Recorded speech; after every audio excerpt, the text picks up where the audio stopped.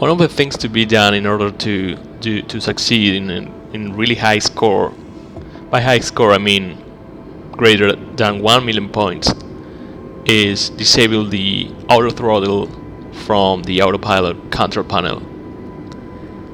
That way we're going to have a much better control of the speed and the angle of attack of the airplane. So it's really critical at this point to be very precise on the use of the throttle and control the angle of attack with the elevator trim. At this point, you're not going to use the yoke to climb or descend, but the power and the trim instead. So basically we are maintaining 150 knots to the runway, and we're trying to aim before the actual touchdown zone.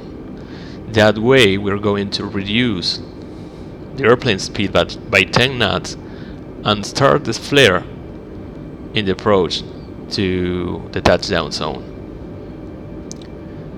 If we succeed in leveling the aircraft on the runway, reducing the speed by 10 knots, but maintaining a slight descent rate to the touchdown zone, we're going to have a really high score, because we are letting the aircraft touch the ground in a really gentle way.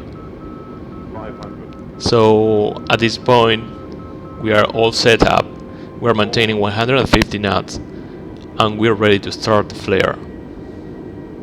300. A little high on the PAPI, that's intentional to get better control on the glide path. 100. 60. As you can see, we're in 140 knots and we're already flying the highway. Retard. Almost there, a little before, but still enough to get more than 1 million points on the approach and landing.